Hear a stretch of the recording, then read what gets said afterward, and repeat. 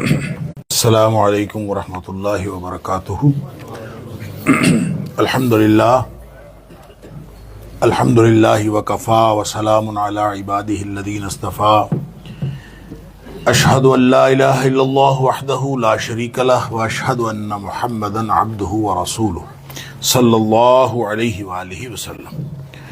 اللہم صلی علی محمد وعلی آل محمد کما صلیت علی ابراہیم وعلی آل ابراہیم انک حمید مجید۔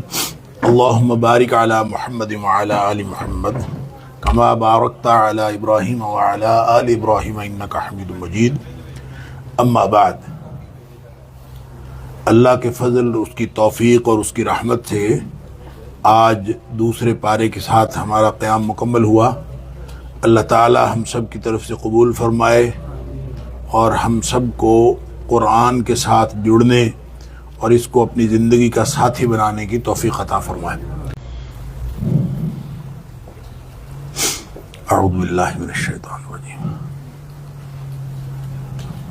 میں نے عرض کیا تھا کہ مضامین کے اعتبار سے سورہ بقرہ کو 5 حصوں میں تقسیم کیا جا سکتا ہے، اور 3 حصوں کے بارے میں گفتگو پہلے پارے میں ہو چکی، اور اس میں جو بڑا حصہ ہے آیت نمبر 24 سے لے کر تقریباً یا 40 سے لے کر آنورڈز آپ کہہ لیجئے آیت نمبر 141 تک، یہ بنی اسرائیل کے بارے میں ہے، اور بنی اسرائیل کی اس میں کوئی ایک بات بیان نہیں کی گئی، بلکہ ان انعامات کا تذکرہ بھی ہے جو ان کے اوپر ہوئے، جو ان کی نافرمانی ہے ان کا تذکرہ بھی ہے، جو احکام ان کو ملے ان کا تذکرہ بھی ہے، جو سزائیں ان کو ملی ان کا تذکرہ بھی ہے۔ تو گویا ایک تاریخ اللہ کریم نے ہمارے سامنے رکھ دی، اس لیے کہ تاکہ ہمیں پتہ چل جائے کہ وہ لوگ کیا تھے، ان کو اللہ تعالیٰ نے کیا فضیلتیں دی تھیں، اور کن غلطیوں کی وجہ سے اور کن کرتوتوں کے سبب اللہ تعالیٰ نے ان سے قیادت و سیادت چھین لی۔ اب یہ قیادت تبدیل ہو گئی ہے، منتقل ہو گئی ہے بنی اسماعیل کی طرف، لہذا جو سورہ بقرہ کا جو دوسرا پارہ شروع ہوتا ہے، یہ آیت نمبر 142 سے جب آغاز ہوتا ہے، تو یہاں تحویل قبلہ کا ذکر ہے۔ تحویل قبلہ کا مطلب ہے قبلہ تبدیل ہو جانا۔ نبی اکرم صلی اللہ علیہ وآلہ وسلم اور صحابہ کرام وہ قبلہ اول یعنی بیت المقدس کی طرف منہ کر کے نماز پڑھتے تھے، اور نبی پاک صلی اللہ علیہ وآلہ وسلم کو یہ انتظار رہتا تھا کہ کب اللہ کا حکم آئے اور ہم اپنا قبلہ تبدیل کر لیں اور خانہ کعبہ کی طرف ہم منہ کر کے نماز پڑھیں۔ اس کی وجہ یہ ہے کہ جو یہود تھے انہوں نے بھی پڑھ رکھا تھا تورات میں کہ جو آخری نبی ہوگا اس کی امت کا اور اس کا قبلہ جو ہے وہ خانہ کعبہ ہوگا، اور نبی کریم صلی اللہ علیہ وآلہ وسلم کو بھی اس لیے انتظار رہتا تھا کہ کب یہ اللہ کا حکم آئے۔ تو 15-16 مہینے جو ہیں تقریباً مدینہ منورہ جانے کے بعد بھی نبی پاک صلی اللہ علیہ وسلم اور صحابہ کرام بیت المقدس کی طرف منہ کر کے نمازیں پڑھتے رہے۔ اس کے بعد قبلے کی تبدیلی کا حکم آ گیا، اور یہ جو قبلے کی تبدیلی کا حکم ہے یہ اصل میں ایک علامت تھی، ایک نشانی تھی کہ قیادت اب تبدیل ہو رہی ہے، اور اب واقعتاً وہ نبی جو بنی اسماعیل میں سے وہ آگے ہیں، اور بنی اسرائیل سے سب کچھ چھن گیا ہے اور وہ سارا کچھ چلا گیا ہے بنی اسماعیل کے ہاتھ میں۔ اور گویا اس پھر اللہ تعالیٰ نے مزید حکمتوں کا ذکر بھی کیا کہ قیادت جو ہے وہ تبدیل ہو گئی ہے۔ وَكَذَلِكَ جَعَلْنَاكُمْ أُمَّةً وَسَطًا لِتَكُونُوا شُهَدَاءَ عَلَى النَّاسِ وَيَكُونَ الرَّسُولُ عَلَيْكُمْ شَهِيدًا۔ تمہیں اللہ نے ایک بہترین امت بنایا ہے، امت وسط، اور یہ بہترین امت جو ہے، جو میں نے کل بھی عرض کیا تھا کہ وہ جو اللہ نے بنی اسرائیل کو کہا ہے فضلتکم علی العالمین، کہ میں نے جہانوں کے اوپر تمہیں فضیلت عطا کی تھی، تو اس کا مطلب یہ نہیں تھا کہ قیامت تک کے لیے تمام جہان جو ہیں سب کے اوپر فضیلت بنی اسرائیل کو ہے، یہ درست نہیں۔ نبی اکرم صلی اللہ علیہ وآلہ وسلم کی تشریف آوری سے قبل ان کو سارے امتوں پر فضیلت حاصل تھی، لہذا فضلتکم علی العالمین کا معنی یہ ہوگا کہ اس وقت کی موجود امتوں پر اللہ تعالیٰ نے ان کو، یا اس سے ماقبل کی امتوں پر اللہ تعالیٰ نے ان کو فضیلت دی تھی، لیکن اوورآل جو تمام امتوں پر فضیلت ہے وہ نبی اکرم صلی اللہ علیہ وآلہ وسلم کی امت کو فضیلت ہے کہ اب یہ تبدیلی ہو گئی ہے۔ لوگ جو ہیں وہ احمق لوگ یہ کہتے ہیں کہ ان کو قبلے کس چیز نے جو ہے وہ قبلے سے تبدیل کر دیا، آپ کہہ دیجئے للہ المشرق والمغرب، مغرب مشرق مغرب سب اللہ کا ہے، اللہ تعالیٰ جس طرف ہدایت دینا چاہتا ہے۔ لیکن اصل میں جو سب سے بڑی بات یہ ہے قیادت تبدیل ہو رہی ہے، وَكَذَلِكَ جَعَلْنَاكُمْ أُمَّةً وَسَطًا۔ اب یہ گواہی ہے، فرمایا یہ شہادت حق دینی پڑے گی، لِتَكُونَ شُهَدَاءَ عَلَى النَّاسِ، تاکہ تم لوگوں پر گواہ ہو جاؤ، وَيَكُونَ الرَّسُولُ عَلَيْكُمْ شَهِيدًا، اور اللہ کے رسول صلی اللہ علیہ وسلم جو ہے وہ تمہارے اوپر شہید ہو جائیں۔ اسی طرح کی بات اللہ تعالیٰ نے سورہ حج میں بھی فرمائی ہے۔ تو یہ شہادت کیا ہے؟ صحابہ کرام یا یہ امت کس بات کی شہادت دے گی؟ صحابہ کرام نے نبی پاک صلی اللہ علیہ وسلم سے پوچھا، آپ نے فرمایا کہ تم سب گواہی دو گے سابقہ امتوں پر۔ اب سابقہ امتوں پر گواہی کیا ہوتی ہے؟ گواہی تو چشمدید گواہی ہوتی ہے۔ اور ہم کس بات پر گواہی دیں گے کہ پہلے نبیوں نے اپنی اپنی امتوں کو ٹھیک پیغام پہنچا دیا تھا، یہ ہم کس بنیاد پر گواہی دیں گے؟ نبی اکرم صلی اللہ علیہ وسلم نے فرمایا تمہیں جو کچھ قرآن نے بتایا اس بنیاد پر تم لوگ گواہی دو گے۔ اور پھر امت محمدیہ جو ہے صلی اللہ علیہ وسلم، ان کے اوپر نبی پاک صلی اللہ علیہ وسلم گواہی دیں گے کہ یہ درست کہہ رہے۔ گویا یہ گواہی جو ہے چشمدید گواہی اور ایمان بالغیب کی گواہی، اب ان دونوں کا آپ موازنہ کر لیجئے، تو جو ایمان بالغیب کی گواہی ہے وہ چشمدید گواہی سے بھی بڑی گواہی ہے جو اللہ کے ہاں قابل قبول ہوگی، ایمان بالغیب کی۔ اور یہ اس کی ایک اور دلیل بھی حدیث میں آتی ہے، جب نبی پاک صلی اللہ علیہ وسلم نے فرمایا، سابقہ کسی امت کی بات آپ فرما رہے تھے اور بخاری شریف کے اندر یہ واقعہ موجود ہے، نبی پاک صلی اللہ علیہ وسلم نے فرمایا کہ ایک دفعہ کسی شخص نے اپنے بیل کے اوپر بوجھ لاد دیا یا اپنے بیل کے اوپر سوار ہو گیا، تو بیل بول پڑا اور اپنے مالک سے کہتا ہے میں تو کھیتوں میں ہل چلانے کے لیے ہوں، میں بوجھ لادنے کے لیے یا سواری کرنے کے لیے تو نہیں ہوں۔ ابھی نبی پاک صلی اللہ علیہ وسلم نے اتنی بات ارشاد فرمائی تھی کہ مجلس میں سے ایک آدمی بول پڑا، اس نے کہا کبھی بیل بھی بولا، کبھی بیل نے بھی باتیں کی۔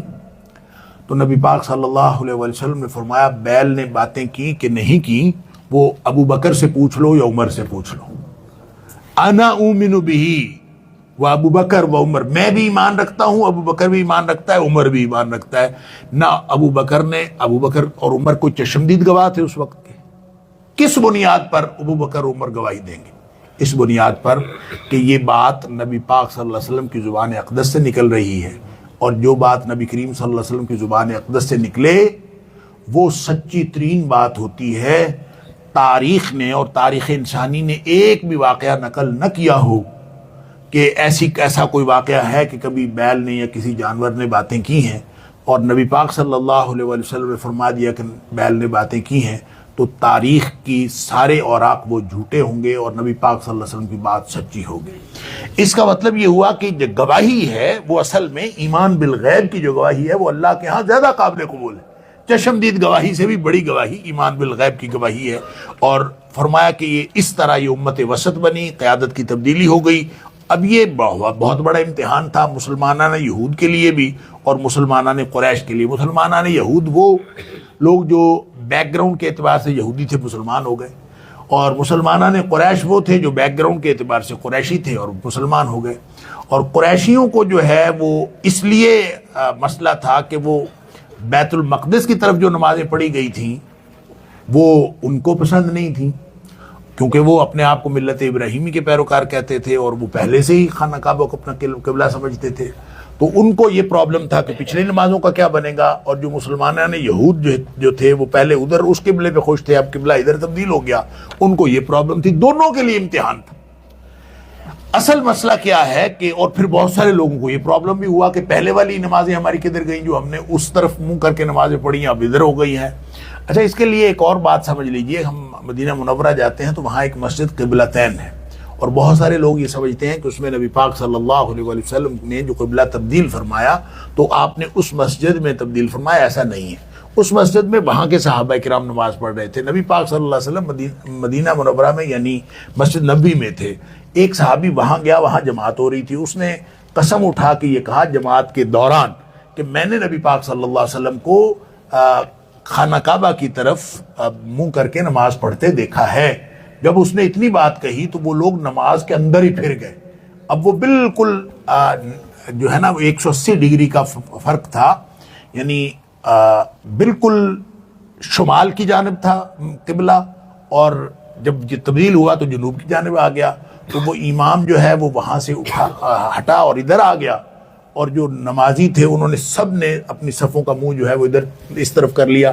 اس لیے اس مسجد کو مسجد قبلتین کہتے ہیں، جہاں ایک ہی نماز دو قبلوں کی طرف منہ کر کے پڑھی گئی.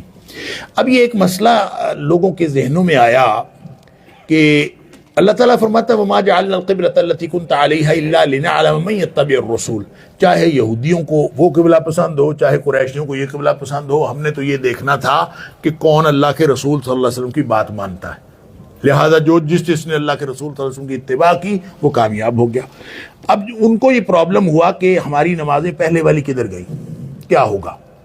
اس پر اللہ تعالیٰ نے فرمایا وَمَا كَانَ اللَّهُ لِيُضِيعَ إِيمَانِكُمْ، اللہ تعالیٰ تمہارے ایمان ضائع کرنے والا نہیں.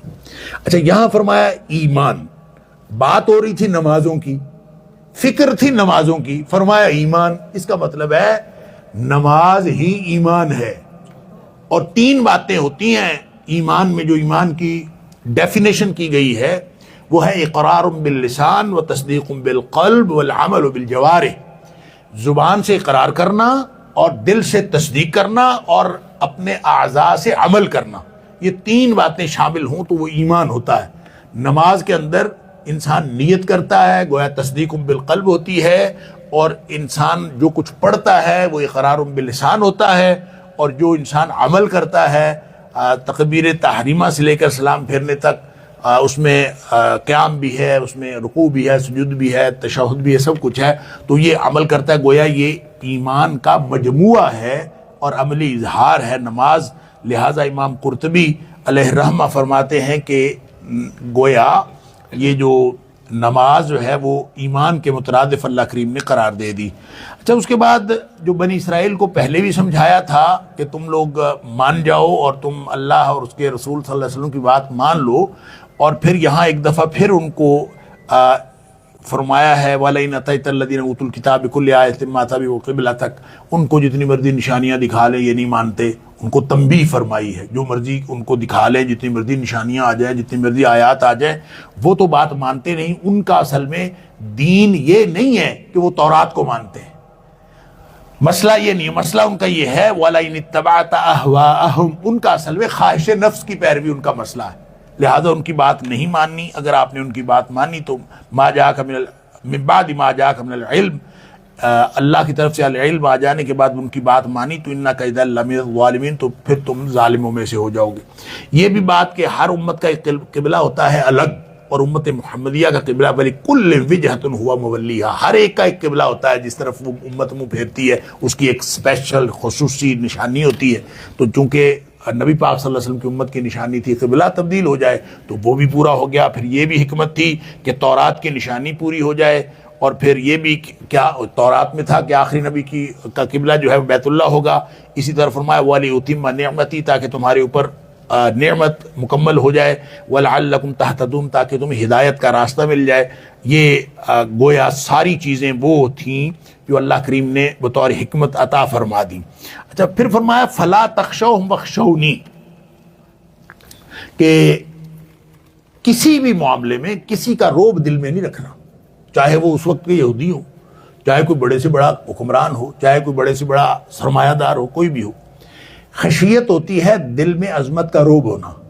تو دل میں عظمت کا روب کسی شخص کا بھی، کسی چیز کا بھی آ سکتا ہے. کسی کا پیسہ دیکھ کے دل میں روب آ جاتا ہے، کسی کا اقتدار دیکھ کے، کسی کی پوزیشن، غلبہ، ہر چیز. فرمایا کہ فلا تخشوہم، کسی کی بھی کوئی عظمت نہیں ہے اور کسی کی عظمت کا کوئی روب نہیں ہے.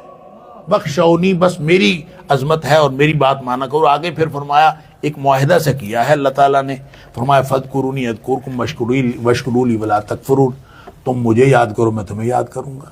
اللہ اکبر. اگر آدمی کو یہ احساس ہو جائے کہ میں کس اللہ، کون سا اللہ، کتنی کبریائی ہے اس کی، کتنا بڑا ہے، اور وہ ہمارے ساتھ گفتگو کر رہا ہے اور اس طرح معاہدہ کر رہا ہے، جو خالق و مالک و مدبر کائنات ہے، ہمیں کہتا ہے تم مجھے یاد کرو میں تمہیں یاد کروں گا. سبحان اللہ. وَاشْكُرُوا لِي، اور میرا تم شکر کرو. اس لیے کہ جو شکر ہے یہ پھر انسان کو اللہ تعالیٰ کی نعمت میں اضافے کا باعث بنتا ہے. پھر آگے فرمایا صبر کرو، صبر قیادت کا تقاضا ہے. قیادت کو جتنی صبر کرنی پڑے، دیکھیں اجتماعیت جو ہے نا، اجتماعیت وہ چاہے خلافت راشدہ ہو، بڑی مشکل ہوتی ہے اجتماعیت کے ساتھ رہنا، اس میں بہت سارے مسائل ہوتے ہیں، بڑا صبر کرنا پڑتا ہے، اور سب سے زیادہ جو صبر کرنا پڑتا ہے وہ قائد کو کرنا پڑتا ہے، جو قیادت ہوتی ہے اس کو سب سے زیادہ صبر کرنا پڑتا ہے۔ لہذا فرمایا وَلَنَبْلُوَنَّكُمْ بِشَيْءٍ مِّنَ الْخَوْفِ وَالْجُوعِ وَنَقْصٍ مِّنَ الْأَمْوَالِ وَالْأَنفُسِ وَالثَّمَرَاتِ، بہت بڑی آزمائشیں آئیں گی، اور خوف بھی آئے گا، بھوک بھی آئے گی، مال اور جانیں کم ہو کے لوگوں کی اس میں بھی، اور پھلوں کی کمی میں بھی اللہ تعالیٰ آزمائے گا۔ وَبَشِّرِ الصَّابِرِينَ، صبر کرنے والوں کے لیے اللہ تعالیٰ نے خوشخبریاں رکھی ہیں۔ الذین اذا اصابتهم مصیبہ، جب ان کو کوئی بھی مصیبت آتی ہے، قالوا انا للہ وانا الیہ راجعون، فرمایا جو لوگ اس طرح کا رویہ رکھتے ہیں اولئک علیہم صلوات من ربہم، رب کی طرف سے ان کے لیے رحمتیں ہیں۔ پھر ہاجرہ جو تھیں اماں ہاجرہ علیہ السلام، حضرت ابراہیم علیہ السلام کی زوجہ محترمہ، ان کے صبر کو بطور مثال بتایا۔ ان الصفا والمروۃ من شعائر اللہ، شاعر اللہ جو ہے، شاعر شعیرہ کی جمع ہے، شعیرہ ہوتا ہے امتیازی نشان، ہر چیز کا ایک، مثلا قومی جھنڈا جو ہوتا ہے یہ امتیازی نشان ہوتا ہے، یہ شاعر میں سے ہوتا ہے، شعیرہ، اس کے سارے احترام کرتے ہیں۔ تو ملکوں کے، قوموں کے اپنے اپنے شاعر ہوتے ہیں، اور کچھ شاعر اللہ کے ہیں، اور اللہ تعالیٰ نے سورہ مائدہ میں فرمایا لا تحلوا شعائر اللہ، اللہ کے شاعر کی بے حرمتی نہ کرو۔ قرآن اللہ کے شاعر میں سے ہے، مسجد اللہ کے شاعر میں سے ہے، اور حرمت والے مہینے اللہ کے شاعر میں سے ہیں۔ وہاں اللہ تعالیٰ نے مختلف تفصیلات بتائیں، اس میں یہ بھی بتایا کہ جو حاجی حج کرنے کے لیے جا رہا ہو وہ بھی اللہ کے شاعر میں سے ہے، اور جو قربانی کا جانور لے کے جا رہا ہو وہ بھی اللہ کے شاعر میں سے۔ یہ لہٰذا جتنی چیزیں اللہ کے نام کے ساتھ جڑی ہوتی ہیں یہ سارے کے سارے شاعر اللہ ہیں۔ اور ان الصفا والمروۃ من شاعر اللہ، صفا اور مروہ بھی شاعر اللہ میں سے ہے۔ کس لیے؟ ہاجرہ علیہ السلام پانی کے لیے دوڑی تھیں، صفا سے مروہ تک، مروہ سے صفا تک 7 چکر انہوں نے کاٹے تھے، پانی مل نہیں رہا تھا، بچہ چھوٹا بلک رہا تھا، ایڑیاں رگڑ رہا تھا، اور حضرت ہاجرہ جو ہے وہ بھاگی دوڑی، اور ہاجرہ کی صبر کو اللہ تعالیٰ نے قرآن کا حصہ بنا دیا، اور مسلمانوں کے سب سے بڑے جو عبادت کے عمل کا حصہ بنا دیا۔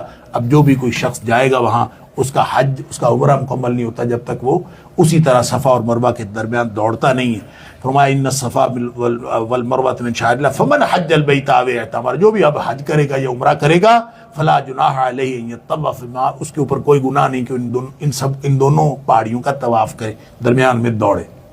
اچھا، بعض لوگوں کو یہ ہوا فلا جناح علیہ ان یطوف، اس کے اوپر کوئی گناہ نہیں اگر کوئی طواف کر لے۔ اچھا، بعض لوگوں نے کہا کہ اس کا مطلب یہ ہے کہ کوئی کرے چاہے نہ کرے۔ یہ پھر اللہ تعالیٰ نے کیوں کہا؟ یہ نہیں کہا طواف کرو، تو فلا جناح علیہ ان یطوف بہما۔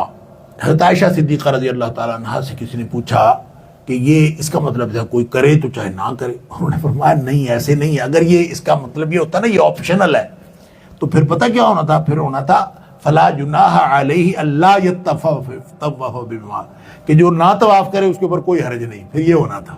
اور یہ جو بات کہی گئی ہے کہ فلا جناح ان یطوف بہما، یہ اصل میں ان کے بیک گراؤنڈ کے اعتبار سے ان کے دماغوں میں ایک بات پڑی ہوئی تھی، کیونکہ دور جاہلیت میں صفا کے اوپر بھی بت ہوتا تھا اور مروہ کے اوپر بھی بت ہوتا تھا، تو چونکہ وہ بتوں کے نام سے پہاڑیاں مشہور تھیں، اب بعد میں جو ہے وہ اس کو حج اور عمرے کا حصہ بنا دیا گیا۔ اس لیے بعض لوگوں کے ذہنوں میں یہ بات ہوئی کہ یہ یہاں تو بت ہوتے تھے، تو بت تو کعبہ کے اندر بھی 360 بت تھے، لہٰذا ان بتوں کی وجہ سے بعض لوگوں کے دل میں انقباض تھا، وہ انقباض دور کرنے کے لیے اللہ نے فرمایا کہ اگر تم ان کا طواف کر لو، ان کی صحیح جس کو ہم کہتے ہیں وہ کر لو تو کوئی حرج نہیں۔ ان الذین یکتمون ما انزلنا من البینات والہدی من بعد ما بیناہ للناس فی الکتاب اولئک یلعنهم اللہ ویلعنهم اللاعنون۔ کتمان توحید جو ہے نا، کتمان حق اور کتمان کو، توحید کو چھپانا اور حق کو چھپانا، یہ یہود کی خرابی تھی، لہذا اللہ کریم نے فرمایا کہ یہ لعنت کا سبب ہے، اور اس کے اوپر اللہ بھی لعنت کرتا ہے، سارے لعنت کرنے والے ان کے اوپر لعنت کرتے ہیں، اور لعنت جو ہے اللہ کی رحمت سے دوری ہوتی ہے۔ ایک بات سمجھ لیجیے، اللہ نے لعنت کی ہے، لعنت کرنے والے لعنت کرتے ہیں۔ اچھا، یہ اللہ نے یہ نہیں کہا یہود کے اوپر لعنت، اللہ تعالیٰ نے فرمایا جن کا یہ کردار اس طرح کا کردار ان کے اوپر لعنت، یا کہیں فرمایا لعنت اللہ علی الکاذبین، جھوٹوں کے اوپر لعنت۔ لعنت جو ہے یہ ایک کرس ہے، ایک گالی ہے، اور نبی کریم صلی اللہ علیہ وسلم نے فرمایا جب کوئی شخص کسی دوسرے پر لعنت کرتا ہے تو وہ ضائع نہیں جاتی لعنت، لعنت آسمانوں کو چڑھ جاتی ہے، اس کو آسمان کے دروازے بند ہوتے ہیں، اس کو ملتی نہیں ہے جگہ، وہ پھرتی رہتی ہے۔ اللہ تعالیٰ علم ہونے کے باوجود فرشتوں سے پوچھتا ہے کہ یہ لعنت کس نے کس کے اوپر کی ہے، تو فرشتے بتاتے ہیں کہ فلاں نے فلاں کے اوپر کی ہے۔ اللہ تعالیٰ فرماتا ہے اگر تو وہ لعنت کا مستحق ہے تو لعنت اس کے اوپر ڈال دو، اور اگر وہ لعنت کا مستحق نہیں ہے تو لعنت کرنے والے پر ڈال دو۔ لہٰذا انتہائی خطرناک ہے کہ کسی کے اوپر آپ اسپیسیفکلی کسی آدمی کو یا کسی چیز کو مخصوص کر کے لعنت کرنی ہی نہیں چاہیے۔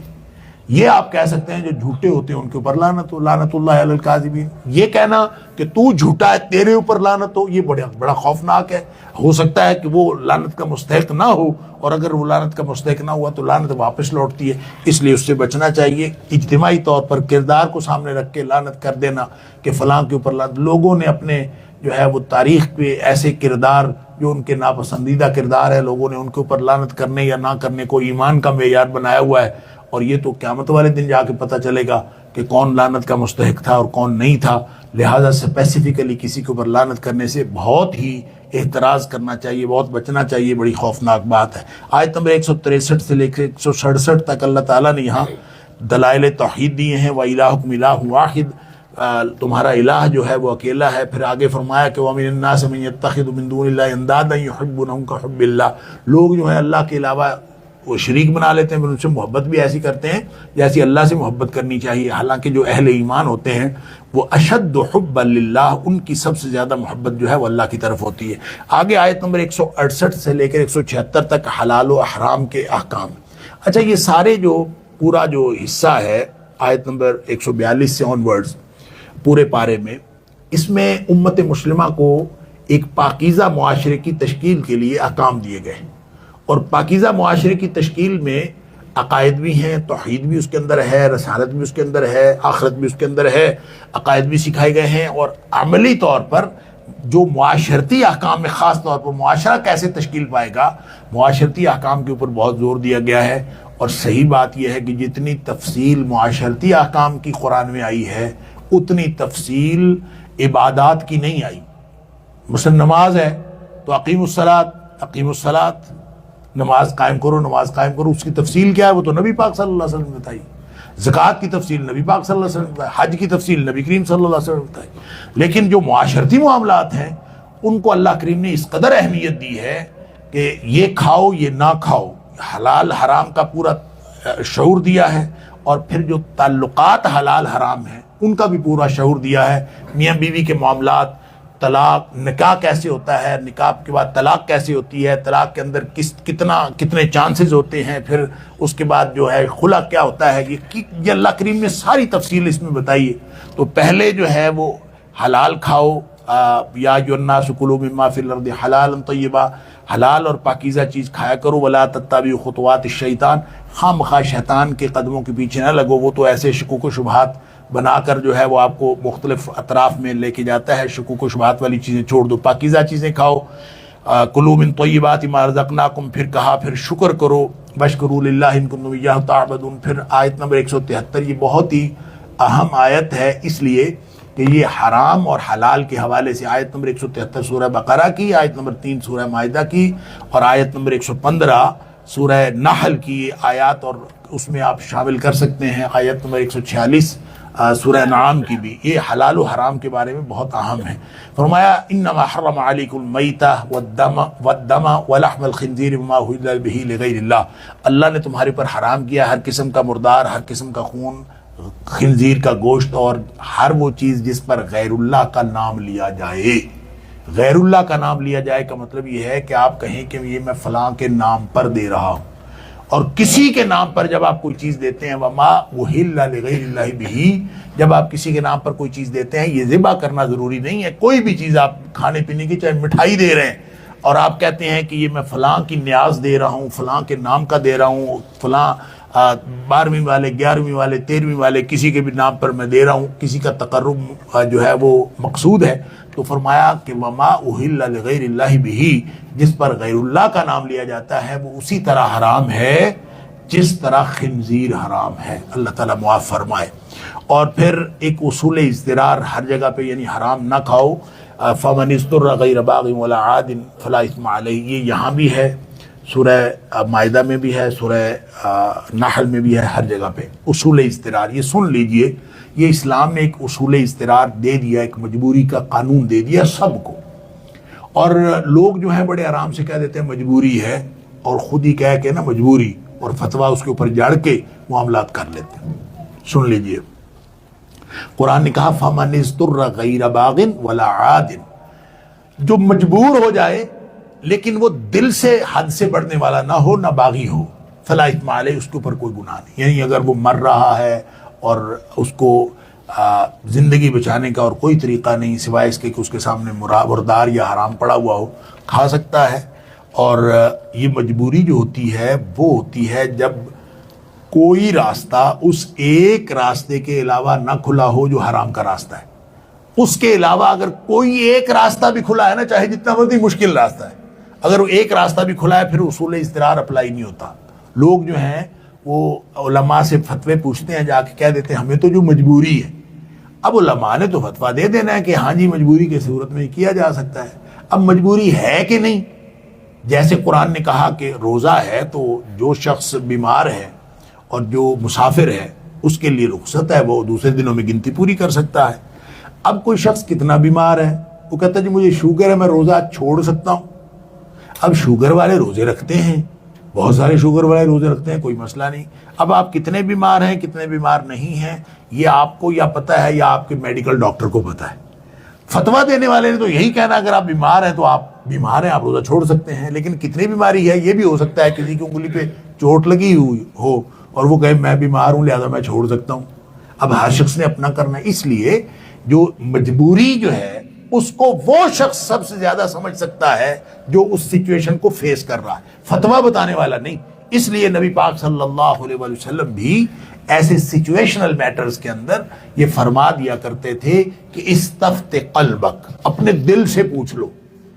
یعنی ہر بندے کو پتا ہوتا ہے میں مجبور واقع ہوں گے، وہ صرف مولوی کے منہ سے نکلوا کے نا وہ بہانا چاہتا ہے، مگرنہ پتہ اس کو ہوتا ہے. نبی پاک صلی اللہ علیہ وسلم استفت قلبک، اپنے دل سے پوچھو. الاثم ما حاک فی صدرک، جو دل میں خودخوتی پیدا کرے نا وہ گناہ ہے، اور جس پر اطمینان ہے وہ کر لو. خود کو اطمینان نہیں ہوتا، سوچتے ہیں مولوی کہہ دے گا تو میرا اطمینان ہو جائے گا، حالانکہ ایسے نہیں ہوتا. تو سچویشنل میٹرز میں اپنا فیصلہ مجبوری کا خود کرنا ہوتا ہے. آگے پھر آیت بر ہے، آیت نمبر 177. اللہ تعالیٰ نے فرمایا نیکی جو ہے اس کا تصور، نیکی میں احکام بھی ہیں، نیکی میں اصول عقائد بھی ہیں، عبادات بھی ہیں، معاملات ہیں، معاشرت ہے، اخلاق ہے، سب مل کے ایک بہترین جو ہے وہ پیکج زندگی کا بنتا ہے جس کو اللہ تعالیٰ نے نیکی کہا ہے یہاں آیت نمبر 177 کے اندر. اس کے بعد ایک اصول معاشرے کا بتایا کہ وَلَكُمْ فِي الْقِصَاصِ حَيَاةٌ يَا أُولِي الْأَلْبَابِ لَعَلَّكُمْ تَتَّقُونَ. لوگوں معاشرے میں قصاص کے اندر زندگی ہے. یعنی ایک بندہ مر گیا، قاتل کو اس کے قتل کے جرم میں قتل کر دو. مغرب کہتا ہے نہ کرو. ایک تو بندہ مر گیا اور دوسرا ضرور مارنا ہے، وہ کہتا ہے اس کو اس کی نفسیاتی تربیت کرو، اس کو فلاں کرو، سزائے موت نہیں ہونی چاہیے. اسلام کہتا ہے کہ اگر آپ نے چور کا ہاتھ نہ کاٹا تو چوری نہیں روک سکتی. آپ نے اگر مقتول کے قاتل کو قصاص میں قتل نہ کیا تو معاشرے میں قتل رک نہیں سکتے. اگر معاشرے کو زندہ رکھنا ہے تو پھر آپ کو قاتل کو سزا دینی پڑے گی، چور کو سزا دینی پڑے گی. جب وہ سزا دیں گے تو لوگ رک جائیں گے. اس لیے یہاں سے ایک قیادت کا ایک بڑا زبردست اصول نکلتا ہے کہ چاہے وہ اسلامک اسٹیٹ ہو، چاہے کوئی ادارہ ہو، اس کو چلانے کے لیے سخت اصول اپنانے چاہیے. لہذا اگر آپ کسی ایک آدھ کو سزا دے دیں گے نا تو باقی سارا سسٹم سیدھا ہو جائے گا. اور اگر آپ چاہے ادارے کے سربراہ ہوں، چاہے آپ ریاست کے سربراہ ہوں، عوام الناس کو پتہ ہو کہ یہاں پہ کوئی کسی کو سزا نہیں ملتی، سب لوگ بری ہو جاتے ہیں، تو پھر یا تو نیفے میں پستول چلتا ہے اور یا پھر جو ہے وہ لوگ موج کرتے ہیں. حالات اسی طرح کے ہوتے ہیں اگر سزا نہ دی جائے. اور اللہ تعالیٰ نے اس لیے فرمایا وَلَكُمْ فِي الْقِصَاصِ حَيَاةٌ يَا أُولِي الْأَلْبَابِ، لوگوں تمہارے لیے زندگی ہے، معاشرے کی زندگی. آگے پھر روزے کا ذکر ہے، آیت نمبر 183 سے 187 تک. شہر رمضان کا اللہ کریم تعارف کروایا ہے. شہر رمضان یعنی رمضان کا مہینہ کیا ہے، اس کا تعارف کرواتے ہوئے بس ایک ہی بات فرمائی، فرمایا انزل فیہ القرآن، یہ ایک ایسا مہینہ ہے جس میں قرآن نازل کیا گیا، گویا ساری برکتیں جب قرآن کی وجہ سے اب قانون بن گیا۔ اب دیکھیں یہاں نا جو آیت نمبر 183 ہے نا، اس میں کہا گیا تھا کہ جو روزہ رکھنا چاہتا ہے وہ رکھ لے، جو نہیں رکھنا چاہتا نہ رکھے، فمن تطوع خیرا فہو خیر لہ، رکھ لے گا تو زیادہ اچھا ہے، جو نہیں رکھنا چاہتا فدیہ طعام مسکین، وہ ایک مسکین کے کھانا دے دے، فدیہ دے دے۔ اچھا لوگوں نے اس سے یہ سمجھا ہے کہ یہ شاید انہی رمضان کے روزوں کے بارے میں ہے کہ جس کا دل کرے وہ روزہ رکھ لے اور جس کا دل نہ کرے وہ فدیہ دے دے، یہ رمضان کے روزوں کے بارے میں نہیں ہے۔ رمضان کے روزے فرض ہونے سے پہلے جو دیگر قسم کے روزے تھے جو فرض تھے، ان کے بارے میں آپشن ہوتا تھا کہ جس نے روزہ رکھنا ہے چاہے روزہ رکھ لے، جس نے فدیہ دینا چاہے فدیہ دے دے۔ یہ جو رمضان کی بات ہے یہ آیت نمبر 185 سے آن ورڈ جاتی ہے، شہر رمضان الذی انزل فیہ، جب رمضان کے روزے فرض ہو گئے تو پھر تو حکم یہ آ گیا فمن شاہد منکم الشہر فلیصم، تم میں سے جو بھی اس مہینے کو پائے گا اس کو لازمی روزہ رکھنا پڑے گا۔ وہ فدیہ دینے کا اختیار ختم ہو گیا۔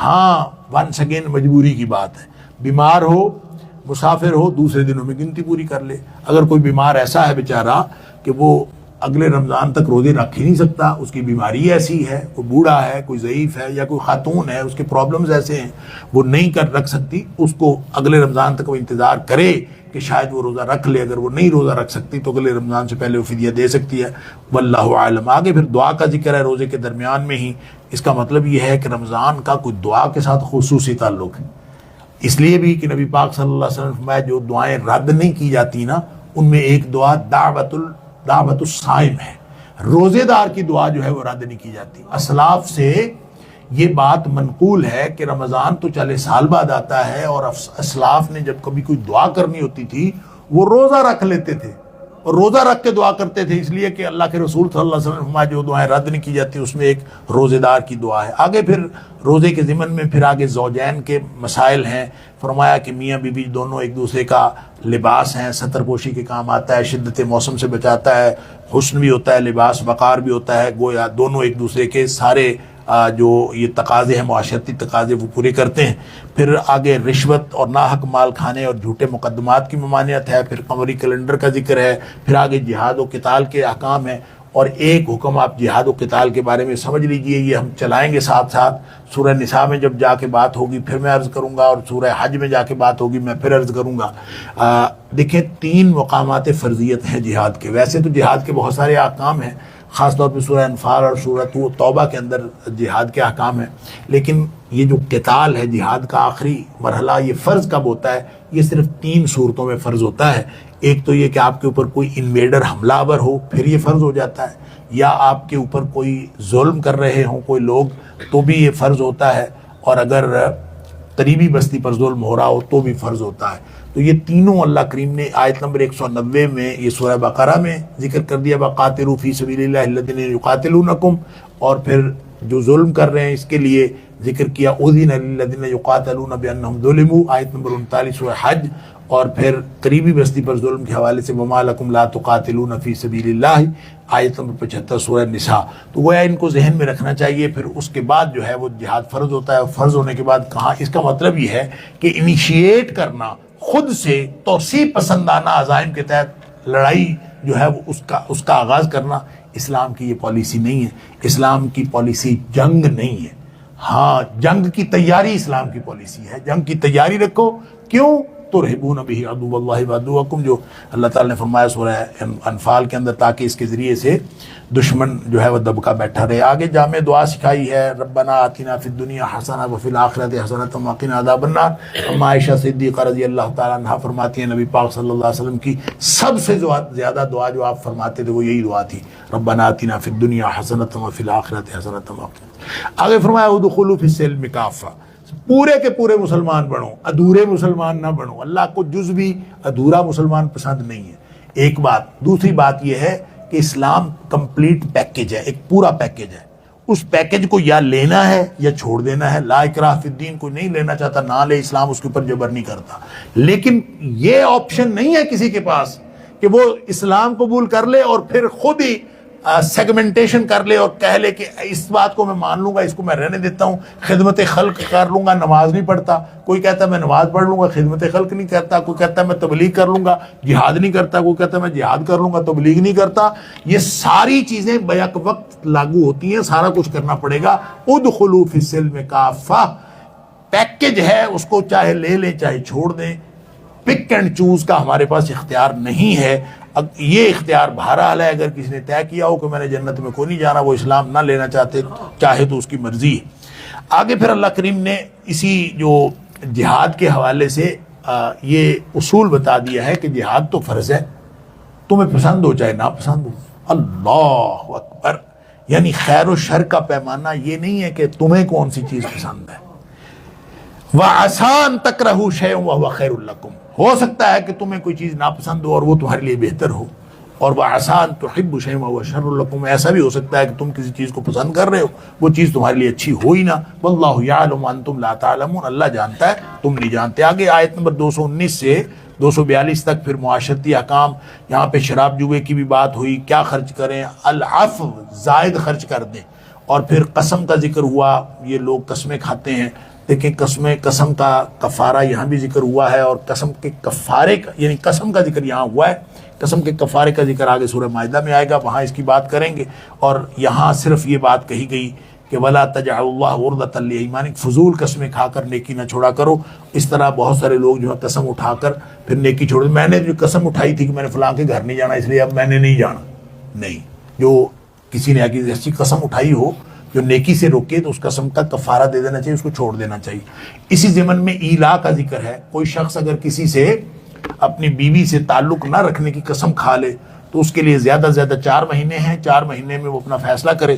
اس کے بعد پھر عدت وغیرہ کے مسائل ہیں، اور طلاق رجعی کا ذکر ہے کہ طلاق رجعی الطلاق مرتان،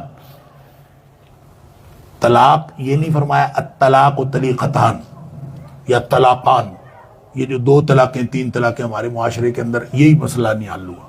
طلاقیں کتنی ہوتی ہیں؟ وہ کہتا میں نے 3 طلاقیں دے دی، اور بھائی 3 طلاقیں نہیں ہوتی، قرآن کہتا ہے الطلاق مرتان، رجعی طلاق 2 مرتبہ ہوتی ہے، اور مرتان کا مطلب مرہ بعد مرہ ہوتی ہے، ایک باری سے بعد دوسری باری۔ لہٰذا اگر کوئی شخص کسی کو ایک ہی بار میں ایک ہی دفعہ میں وہ 100 دفعہ کہے کہ طلاق ہے تو باری تو ایک ہوئی ہے نا، باریاں 2 تو نہیں ہوئی، تو مرہ بعد مرہ ہوگی تو پھر باری ہوگی۔ تو اس طرح سے لوگوں نے اس کو پیچیدہ بنایا ہوا ہے، ایک بات۔ دوسرا، لوگوں نے شاید یہ سمجھا ہوا ہے، ہمارے معاشرے میں مسکنسیپشن ہے کہ شاید طلاق دینے کے لیے 3 طلاقیں دینی ضروری ہیں۔ دیکھیں 3 طلاقیں بالکل ضروری نہیں ہے، طلاق ایک ہی ہوتی ہے، اور طلاق ایک ہی دینی چاہیے۔ اس کا فائدہ یہ ہوتا ہے کہ اگر آپ 1 طلاق دیتے ہیں تو رجوع کر سکتا ہے آدمی عدت کے دوران، اور وہ فوری طور پر طلاق دینے سے خاتون شوہر کے نکاح سے نہیں نکلتی، وہ اس وقت تک اس کے نکاح میں رہتی ہے جب تک عدت نہیں گزرتی۔ اور اس لیے نبی پاک صلی اللہ علیہ وسلم نے فرمایا کہ عدت کے دوران خاتون بن صبر کر رہے، کیونکہ اسلام کا جو منشا اور تقاضا ہے کہ یہ میاں بیوی کا تعلق ٹوٹنا نہیں چاہیے۔ لہٰذا اگر رجوع ہو جائے دوران عدت تو رجوع تو ہو جائے گا، لیکن یہ 1 طلاق جو دی تھی یہ سٹینڈ کرے گی باقی زندگی کے لیے۔ اگر زندگی میں کبھی وہ دوسری طلاق دے، ایک دفعہ پھر طلاق دے گا تو وہ دوسری بار طلاق ہوگی۔ گویا یہ 3 چانس اللہ تعالیٰ نے رکھے ہیں۔ اور باقی ایک بات ہے خلا، اللہ تعالیٰ نے فرمایا کہ اگر کسی کو یہ مسئلہ ہو کہ ہم آپس میں جو ہے وہ نہیں نباہ کر سکتے تو وہ خاتون جو ہے وہ کچھ دے دلا کے اس سے اپنی خلاصی کروا سکتی ہے، جیسے مرد کو طلاق کا حق ہے ایسے عورت کو جو ہے خلا کا حق ہے۔ اور اللہ تعالیٰ نے اتنی تفصیل سے ان حقوق کو بیان کیا ہے تاکہ معاشرے کی جو ہے سموتھ رننگ ہو، اور لوگ جو ہیں یہ جو طلاق ہے، یہ جو خلا ہے، یہ سیفٹی والوز ہیں، یعنی لوگوں کو معاشرے کو درست سمت میں رکھنے کے لیے۔ اگر طلاق ہوتی نہ، اگر یہ خلا ہوتا ہی نہ تو اس کا مطلب کیا تھا کہ نکاح ہو گیا تو اب ایک دوسرے سے جان چھڑانی ہے تو مار کے جان چھڑانی ہے نا، پھر اور تو جان چھڑانے کا کوئی موقع ہی نہیں تھا۔ اللہ تعالیٰ نے عورت جان چھڑانا چاہتی ہے تو اس کے پاس خلا کا آپشن موجود ہے، جو تحائف لیے ہیں، جو اقمار لیا اس کو واپس کرے، خلا لے لے۔ مرد نے جان چھڑانی ہے تو وہ اس کا حکمار اس کو دے، سارا کچھ اس کو دے دے اور طلاق دے دے. دونوں کے پاس یہ اگرچہ یہ پسندیدہ نہیں ہے لیکن دونوں کے پاس آپشن موجود ہے. پاکستان میں یہ بڑی بحث ہے کہ خلا درست ہے کہ نہیں درست، لیکن سمجھ لیجئے اس وقت جو عدالتوں میں خلا چل رہا ہے اس کو بعض مکاتب فکر جو ہیں وہ درست نہیں کہہ رہے. ان کا خیال یہ ہے کہ عقد نکاح شوہر کے ہاتھ میں ہوتی ہے اور جب تک شوہر کس عورت کو آزاد نہیں کرتا خلا منعقد ہو ہی نہیں سکتا. یہ موقف اس لیے غلط ہے کہ اگر شوہر نے ہی دینا ہے تو شوہر کے ہاتھ میں تو حق طلاق ہے، اور اگر وہ حق شفع جو حق خلا ہے یہ بھی اگر مرد کے ہاتھ میں ہے تو پھر عورت کے حق کا تو کوئی مطلب نہیں ہے، پھر عورت کے خلا کے حق کا مطلب نہیں رہ گیا. تو اللہ تعالیٰ نے وہ عورت کو حق دیا. اگر شوہر جو ہے اس کو آزاد کر دیتا ہے تو بہت اچھا، اگر وہ نہیں کرتا تو عورت عدالت جا سکتی ہے اور وہاں سے لے سکتی ہے اپنا خلا. آخر پہ اس پارے کے آخر پہ اللہ تعالیٰ نے مالی و بدنی جہاد کی ترغیب کے لیے 2 واقعات بیان کی ہیں، اور یہ دونوں واقعات بنی اسرائیل کے ہیں. ایک تو کہتے ہیں کسی نبی کا واقعہ ہے، اللہ تعالیٰ نے نبیوں کے نام نہیں لکھے، کہتے ہیں حزقیل نبی تھے، مفسرین نے لکھا ہے، اور وہ کوئی کسی وجہ سے لوگ جو ہیں وہ گھروں سے نکلے تھے، موت کے ڈر سے نکلے تھے یا جہاد کی وجہ سے نکلے تھے یا کسی وبائی مرض کی وجہ سے نکلے تھے. ہزاروں کی تعداد میں لوگ نکلے تھے، وہ الوف ہزاروں کی تعداد میں نکلے تھے. اللہ تعالیٰ نے ان کے اوپر موت، حضر الموت، وہ موت کے ڈر سے نکلے تھے، اللہ تعالیٰ نے سب کو موت دے دی. بعد میں اللہ تعالیٰ کو نبی نے دعا کی تو اللہ تعالیٰ نے نبی کی دعا کی وجہ سے ان کو دوبارہ زندگی دی. ایک تو ان کا بات بتائی ہے کہ جہاد کے ڈر سے کوئی شخص اگر نکلے یا موت کے ڈر سے نکلے تو موت تو کہیں بھی جا کے آ سکتی ہے. اللہ تعالیٰ نے قرآن میں فرمایا اینما تکونوا یدرککم الموت، جہاں مرضی چلے جاؤ، ولو کنتم فی بروج مشیدہ، بنکر بنا کے بھی رہ رہے ہو تو موت وہاں بھی آ جاتی. دوسرا واقعہ ہے وہ بھی بنی اسرائیل کا ہے. کہتے ہیں ایک لمبا عرصہ جب گزرا جہاد سے یہ دور تھے، مغلوب ہو گئے، ان کا تابوت سکینت بھی چھن گیا، سب کچھ چھن گیا. انہوں نے کہا اپنے جو نبی تھے وہ بھی بوڑھے ہو چکے تھے، سموئیل یا شموئیل نبی تھے، ان کو انہوں نے کہا کہ آپ ہمارے اندر ایک امیر مقرر کر دیں تاکہ ہم امیر کی اطاعت میں جہاد کریں اور جہاد کے ذریعے اللہ تعالیٰ ہمیں عزت عطا فرمائے. تو انہوں نے جس کو امیر بنایا وہ بنو لاوی میں تھا، یہود کے 12 قبائل تھے. بنو یہودا جو تھے وہ اپنے آپ کو سمجھتے تھے ہم بڑے ہیں، ہمارا قبیلہ بڑا ہے، اس میں سے امیر ہونا چاہیے، اور جس کے پاس نسلی طور پر بڑائی ہو اور جس کے پاس دولت ہو وہ قیادت کا حقدار ہے. لیکن انہوں نے کہا نہیں، میں نے طالوت کو بنایا ہے جو بھلے بنو لاوی میں سے ہے لیکن اس کی خصوصیت کیا ہے کہ وزادہ بسطۃ فی العلم والجسم، اللہ تعالیٰ نے اس کو جسمانی قوت بھی دی ہے اور علم بھی عطا فرمایا ہے. اور ان کے پھر طالوت کی قیادت میں انہوں نے پھر جہاد کیا، اللہ نے بڑی عزت دی اور جالوت کو قتل کیا. داؤد علیہ السلام طالوت کی فوج میں بطور سپاہی، عام سپاہی لڑ رہے تھے، انہوں نے جالوت کو قتل کیا. اس کے دوران اللہ تعالیٰ نے ایک آزمائش کا ذکر کیا. جب وہ جہاد کے لیے جا رہے تھے تو درمیان میں ایک نہر آئی، لوگوں کو پیاس بڑی تھی تو حکم یہ ہوا کہ پانی نہیں پینا، خاص طور پہ پیٹ بھر کے تو کسی نے پینا ہی نہیں، تھوڑا سا ایک چلو بھر لے کے اپنے حلق کو جو ہے وہ گیلا تر کر سکتے ہو، اس سے زیادہ نہیں پینا. آزمائش تھی. تو جن لوگوں کو نبی کے حکم اور اللہ کے حکم کی کوئی پاس نہیں تھا انہوں نے راج کے پانی پیا اور وہیں پہ پڑے رہ گئے، اور جنہوں نے بات مانی انہوں نے تھوڑا پانی پیا. اور پھر جب وہ جالوت کی فوج سے ٹکرائے تو ان کو یہ اللہ تعالیٰ کی طرف سے حوصلہ تھا کہ کتنے ہی لوگ ہیں جو تھوڑی جماعتیں جو ہیں وہ بڑی جماعتوں کے اوپر غالب آ جاتی ہیں. اور انہوں نے پھر اللہ سے دعا کی ربنا افرغ علینا صبرا وثبت اقدامنا وانصرنا علی القوم الکافرین، اللہ تو ہمارے قدم جما دے اور ہماری مدد کر. تو اللہ تعالیٰ نے ان کے اوپر افرغ علینا صبر، ہمیں ڈٹنے کی توفیق عطا فرما. اللہ نے دی، وہ کامیاب ہو گئے. اللہ فرماتا ہے یہ اللہ نے قانون بنایا ہے، ولولا دفع اللہ الناس بعضهم ببعض لفسدت الارض. اللہ تعالیٰ بدماشوں کو بعض طاقتور لوگوں کے ذریعے سے اگر شکست نہ دے، اللہ نے یہ قانون نہ بنایا ہو تو زمین پہ تو یہ بدماش فساد پھیلا دیتے. اللہ پھر کسی اور تگڑے کو اٹھا کے یا کسی ماڑے کو اٹھا کے تگڑا کر کے اس کے ذریعے سے اس کا قلع کما کر دیتا ہے تاکہ زمین جو ہے وہ فساد سے نہ بھر جائے، زمین کے اوپر امن رہے. اللہ تعالیٰ مجھے اور آپ کو ہم سب کو قرآن سمجھنے اور عمل کرنے کی توفیق عطا فرمائے. وآخر دعوانا الحمدللہ رب العالمین.